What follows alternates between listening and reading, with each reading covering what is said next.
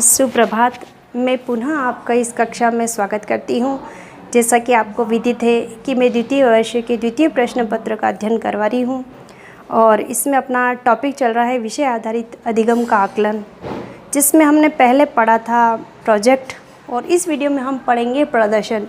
प्रदर्शन को इंग्लिश में परफॉर्मेंस भी कहते हैं। यह शिक्षण की एक ऐसी विधि है जिसमें जो शिक्षक होता है प्रयोग के माध्यम से या प्रदर्शन के माध्यम से किसी परिघटना, किसी तथ्य, किसी कार्य, किसी संरचना को समझाता है। यह जो शिक्षण की विधि होती है यह बड़ी सरल तथा स्वाभाविक विधि होती है।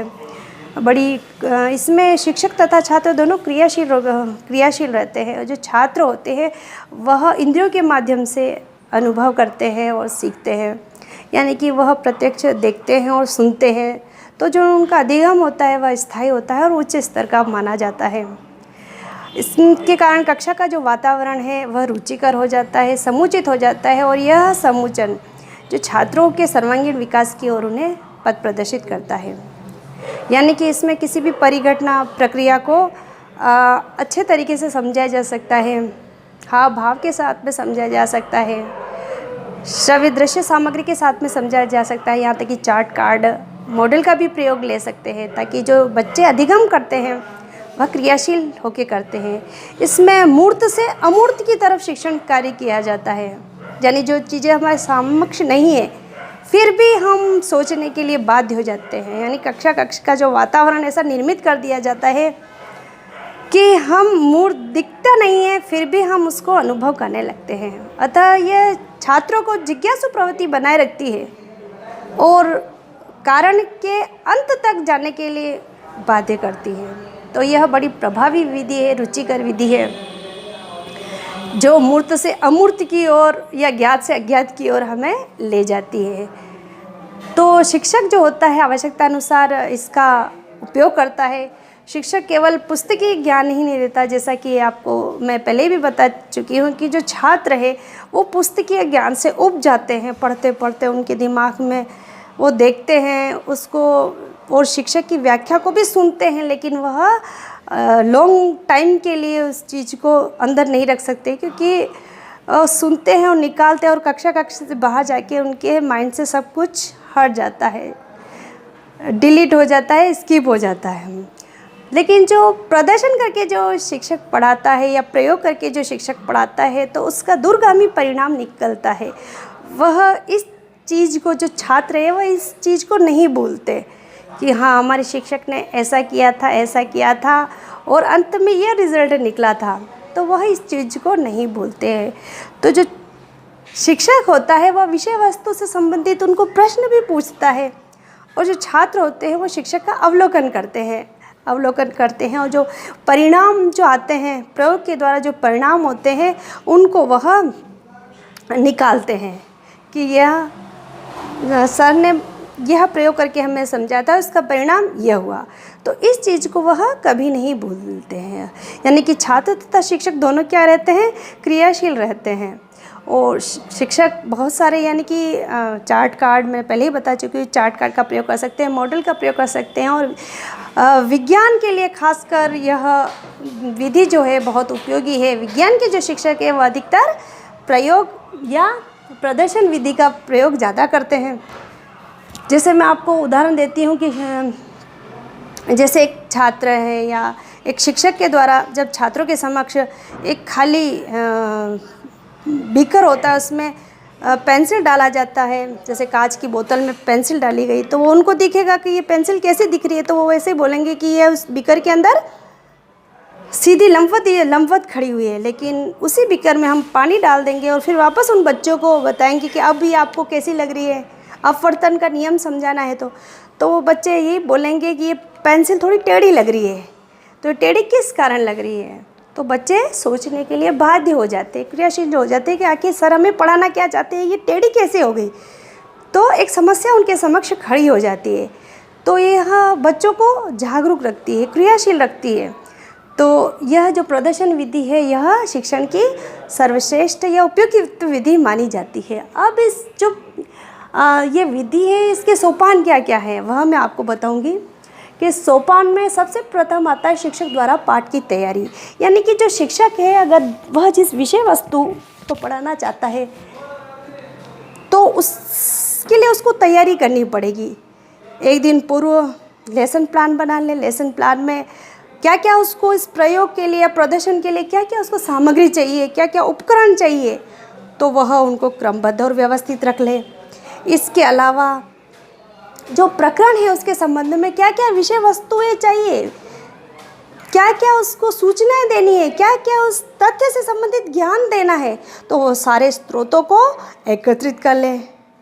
इसके अलावा क्या क्या उसको प्रश्न पूछने हैं, जो 40 मिनट की कक्षा होगी उसके अंतर्गत इस प्रकरण से संबंधित क्या क्या उनको अबोध के प्रश्न पूछने हैं, बोधात्मक प्रश्न पूछने हैं, तो उनकी एक रूपरेखा बना ले। इसके अलावा एक दिन पूर्व ही उसको प्रयोग करके, स्वयं प्रयोग करके देखना है, ताकि प्रयोग सही कक्ष में 40 मिनट की कक्षा या 50 मिनट की कक्षा में वह प्रयोग सफलतापूर्वक हो जाए, कोई गड़बड़ी नहीं हो।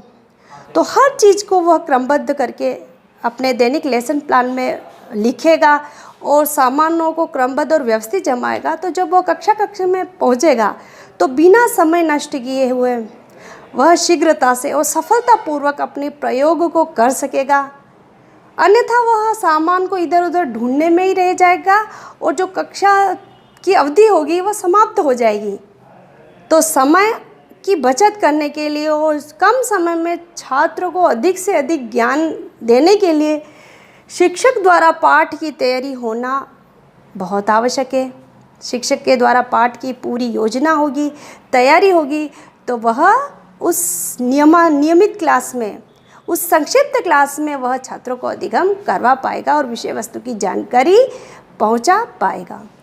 आगे आता है समस्या प्रस्तुत करने के लिए। समस्या प्रस्तुत करने के लिए मैं ये कहना चाहूँगी, यह तो छात्रों के समक्ष अपने जीवन से संबंधित कुछ उदाहरण दीजिए, या जो पत्र होते हैं, पत्र पत्रिकाएं होती है, उनके संबंध में कुछ आर्टिकल वगैरह कुछ तथ्य दीजिए। इसके अलावा यह तो कुछ प्रश्न कर सकते हैं। अब शिक्षक के स्वयं के लाइफ के भी कुछ प्रश्न हो सकते हैं। जैसे मैं आपको बताना चाहूँगी कि गुरुत्वाकर्षण का जो नियम, अगर गुरुत्वाकर्षण क्या है इसकी जानकारी अगर शिक्षक देना चाहता है अपने छात्रों को, तो इस प्रक्रिया के अंतर्गत उसको वो करना है, प्रयोग करना है कि देखो बच्चों, मैंने यह चीज़ उछाली है, मैं ऊपर फेंकूंगी तो ये चीज़ कहाँ गिरेगी, तो छात्र यही बोलेंगे कि ये ऊपर से पृथ्वी की ओर आ रही है। फिर दूसरा उदाहरण दीजिए कि देखो मैंने ये पेन फेंका है, यह कहाँ से, यह कहाँ गिरेगा, तो छात्र इसका भी उत्तर यही देंगे कि यह ऊपर से नीचे की ओर गिरा। तो फिर अंत में आपका प्रश्न यही बनना चाहिए कि बच्चों ये ऊपर से नीचे ही क्यों गिर रहा है। तो बच्चे होंगे, जो छात्र होंगे, वो सोचने के लिए बाध्य हो जाएंगे, यानी कि 5th क्लास या 4th क्लास के बच्चे कि आखिर ये ऊपर से नीचे ही क्यों आ रहा है, क्या कारण है। तो यहाँ बच्चों के लिए समस्या उत्पन्न हो जाएगी। जो विषय वस्तु है गुरुत्वाकर्षण, तो वह इस पद में अपने समस्या पैदा करे कि हाँ, बच्चे उस विषय वस्तु को सुनने के लिए, सिद्धांतों को ग्रहण करने के लिए बाध्य हो जाए। तो इस पद में अपने बच्चों को प्रश्नोत्तर के माध्यम से या किसी आर्टिकल के माध्यम से या पत्र पत्रिकाओं के माध्यम से या प्रयोग के माध्यम से या किसी अन्य प्रक्रिया के माध्यम से बच्चों को समस्या देनी है, यानी कि विषय वस्तु के संबंध में ज्ञान लेने के लिए उनको प्रेरित करना है या बाध्य करना है। ठीक है, आगे आता है शिक्षण प्रक्रिया। शिक्षण प्रक्रिया ऐसी होनी चाहिए कि जैसे विज्ञान में अधिकतर प्रयोग प्रदर्शन का कार्य ही होता है, तो जो प्रयोग जो शिक्षक के द्वारा किया जा रहा है वह अनावश्यक बड़े नहीं हो, वरना बच्चों में ऊब आ जाएगी कि वो 40 मिनट की कक्षा खत्म हो गई तभी वह शिक्षक प्रयोग ही कर रहा है, तो बच्चे अधिगम नहीं कर पाएंगे और जो अगले दिन वापस वो कार्य शुरू होगा तो बच्चों में रुचि नहीं रहेगी। तो यही चाहिए कि 40 से 50 मिनट की कक्षा में जो विषय वस्तु जो पढ़ाना चाहता है वह कार्य शीघ्रता के साथ में सुविधापूर्वक और व्यवस्थित हो जाए। तो शिक्षण प्रक्रिया में ऐसा होना चाहिए कि इसमें जो शिक्षक का व्यवहार है वह भी अच्छा होना चाहिए बच्चों के प्रति, कि उनमें अंतःक्रिया हो सके। इसके अलावा जो शिक्षक है उसकी वाणी में भी उचित आरोह अवरोह हो। जैसे हिंदी के जो शिक्षक होते हैं वीर रस की कविता पढ़ा रहे हैं, वीर रस की कविता पढ़ाते समय उनका जो हाव भाव प्रदर्शन भी वीरता की तरफ होना चाहिए। जैसे मैं आपको उदाहरण देती हूँ, खूब चमक उठी सन 57 में वह तलवार पुरानी थी, बुंदेले हर बोलो के मुख हमने सुनी कहानी थी, खूब लड़ी मर्दानी वो तो झांसी वाली रानी थी। तो इस तरह से उनके हाव भाव भी वैसे ही होने चाहिए। आवाज़ में भी उचित आरोह अवरोह होना चाहिए। विज्ञान के जो शिक्षक है उनको वह भी उनका जो प्रयोग जो कर रहे हैं तो कंटेंट सही हो, वह उस समय सुविधा के अनुसार उपलब्ध हो जाए और उनमें तारतम्यता या क्रमबद्धता बन जाए। जैसे पोटेशियम परगमेंट से ऑक्सीजन बनाने की विधि को प्रदर्शित कर रहे हैं तो उस समय वो सारी चीज़ें यथा व्यवस्थित मिल जाए और वो प्रयोग सफल हो जाए। तो ये आता है शिक्षण की प्रक्रिया में, यानी कि जो प्रस्तावना की गई उसका प्रस्तुतिकरण व्यवस्थित तरीके से हो जाए, जिसमें छात्र और जो शिक्षक होते हैं उनमें उचित इंटरेक्शन चले, प्रश्नोत्तर हो और विषय से संबंधित प्रश्न भी उनसे पूछे जाएं, यानी बौद्ध प्रश्न भी उनसे पूछे जाएं। ठीक है, इस शिक्षण प्रक्रिया के दौरान यह होना चाहिए। फिर आता है समस्या समाधान के लिए प्रयोग। आखिर ये प्रयोग क्यों किया गया? किसी समस्या को समाधान करने के लिए किया गया, यानी कि गुरुत्वाकर्षण के नियम को बताने के लिए हमने प्रयोग किया था। हमने सारी चीज़ें ऊपर से नीचे उछाली थी, तो इसका समाधान क्या है? यानी कि जो गैलीलियो ने कहा था कि पृथ्वी, पहले उनका ही ध्यान गया था कि पृथ्वी अपनी ओर आकर्षित करती है या हर चीज़ अपनी ओर आकर्षित करती है, तो अपने न्यूटन महोदय ने कहा था कि पृथ्वी ही नहीं बल्कि ब्रह्मांड की हर चीज़ें, हर वस्तु अपने को आकर्षित करती है, हर वस्तु आकर्षित करती है। यानी कि दो कणों के बीच आकर्षण बल होता है, यानी कि दो कणों के बीच में कौन करता है? आकर्षण बल कार्य करता है, और यह आकर्षण बल उन कणों की सहत्यों के गुणनफल का समानुपाती होता है और उनके बीच की दूरी का व्युत्क्रमानुपाती होता है। यह सिद्धांत है गुरुत्वाकर्षण का। तो यह गुरुत्वाकर्षण का जो सिद्धांत, हम यही नियम बताना चाहते हैं, तो यही नियम की जानकारी इसमें आनी चाहिए। यानी कि समस्या के समाधान के लिए जो प्रयोग किया था उसका समाधान होना चाहिए, यानी कि गुरुत्वाकर्षण का नियम होना चाहिए उन बच्चों को कि दो कणों के बीच क्या लगता है? दो कणों के बीच आकर्षण बल होता है। दो कणों के बीच आकर्षण बल एक दूसरे को खींचता है और यह आकर्षण बल उन कणों की सहत्यों के गुणनफल का समानुपाती तथा दोनों कणों के बीच की दूरी का व्युत्क्रमानुपाती होता है। यानी कि क्या हो गया? यह हम नियम पढ़ाना चाहते थे और इस नियम की जानकारी इस पद में उन बच्चों को मिल ही जानी चाहिए। ठीक है, आगे आता है श्यामपट्ट का उपयोग। श्यामपट्ट का उपयोग यानी कि बच्चों को जो कठिन शब्द है, बच्चों को समझ में नहीं आ रहे हैं, तो शिक्षक को सरल रूप में वहाँ लिखने चाहिए ताकि वह श्यामपट्ट पे देख के बच्चे उतार सके अपनी कॉपी में। इसके अलावा श्यामपट्ट पे रूपरेखा होनी चाहिए, डायग्राम होने चाहिए, फ्लो चार्ट होने चाहिए, क्योंकि ये शिक्षक के लिए महत्वपूर्ण साधन है श्यामपट्ट। श्यामपट्ट के बिना एक शिक्षक अधूरा रहता है, तो श्यामपट्ट का उचित उपयोग होना चाहिए। श्यामपट्ट का प्रदर्शन में उचित उपयोग, जो वह भाव देना चाहता है, जो वो सिद्धांत देना चाहता है, जो नियम बताना चाहता है, तो इन नियमों को वह लिखना चाहिए, सिद्धांतों को वह श्यामपट्ट पे लिखे और अपने बच्चों से इसमें बोले कि इस जो पद में आएगा कि श्यामपट्ट का लिखी हुई विषय वस्तु को आप अपनी नोटबुक में उतारो। तो इस पद के लिए वह तैयार हो जाएगा, वह अपने छात्रों का निरीक्षण करेगा और जो गुरुत्वाकर्षण का जो संक्षेप में हमने सिद्धांत दिया था कि दो कणों के बीच आकर्षण बल लगता है, यानी कि आकर्षण बल के कारण पृथ्वी हर वस्तु को अपनी ओर खींचती है ना।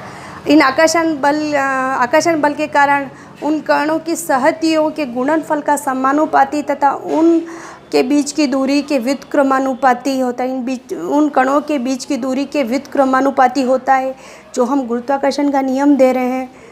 तो वह सार संक्षेप में बच्चे लिखे, कहाँ से, श्यामपट्ट पे से वह अपनी नोट पुस्तिका में लिखे, नकल करें।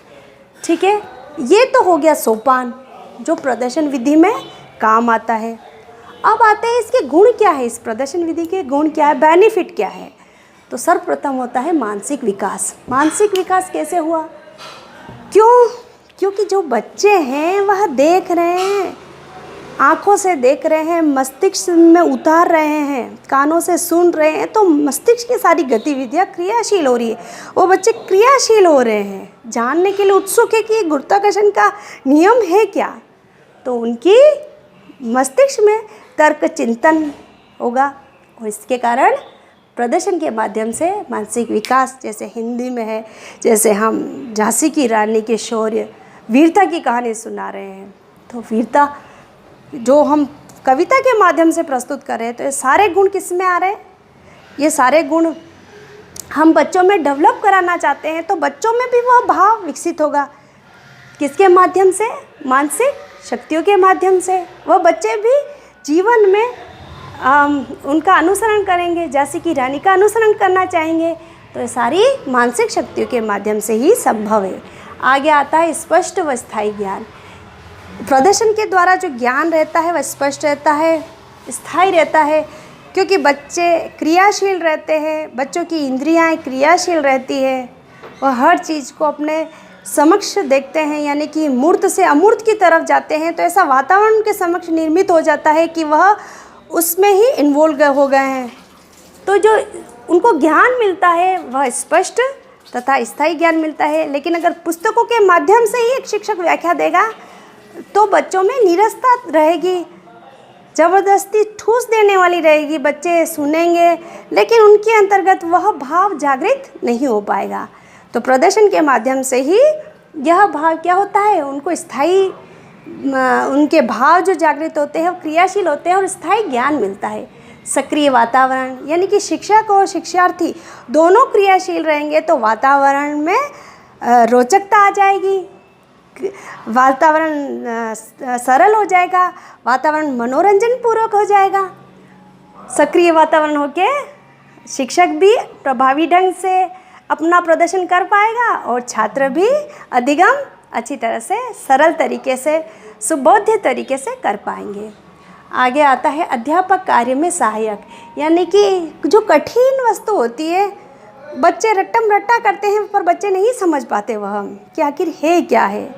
जैसे विज्ञान में, जीव विज्ञान में, रसायन विज्ञान में बच्चों को माइंड से उतर जाता है, लेकिन अगर बच्चे के सामने अगर शिक्षक प्रयोग करके बताएगा तो बच्चे अच्छी तरह से समझ पाएंगे और अपना जो मूल्यांकन देंगे, यानी कि लिखित परीक्षा, मौखिक परीक्षा देंगे, तो वह मतलब देखे हुए और सीखे हुए ज्ञान को अच्छी तरह से लिख पाएंगे। और जो शिक्षक जो पहले पुस्तकीय ज्ञान का सहारा ले रहा था, पुस्तकों के माध्यम से व्याख्या कर रहा था, तो इस कार्य से ज़्यादा सफलपूर्वक वह प्रदर्शन में रहता है। तो अध्यापक के कार्य में एक सहायता मिल जाएगी, वो कठिन वस्तु को बच्चों की तरफ या बच्चों के प्रति अधिगम करवाने में उसको सफलता मिल जाएगी। तो यह अध्यापक के कार्य में भी सफलता देगी प्रदर्शन। आगे आता है बचत का साधन, यानी कि जो पहले शिक्षक बार बार उसको विषय पाठ्य सामग्री के माध्यम से पढ़ा रहा था, पाठ्य पुस्तक के माध्यम से पढ़ा रहा था, नोट्स के माध्यम से पढ़ा रहा था, तो भी बच्चों के समझ में नहीं आ रहा था। लेकिन शिक्षक ने जब यह टेक्निक लगाई प्रयोग के माध्यम से, तो बच्चे फटाफट उस ज्ञान को उन्होंने अर्जन कर लिया, यानी गुरुत्वाकर्षण को उन्होंने समझ लिया। तो क्या हो गया, समय की बचत हो गई और वह ज्ञान उन बच्चों को प्राप्त हो गया। तो आज इतना ही, वापस मिलेंगे, तब तक के लिए जय हिंद, जय भारत।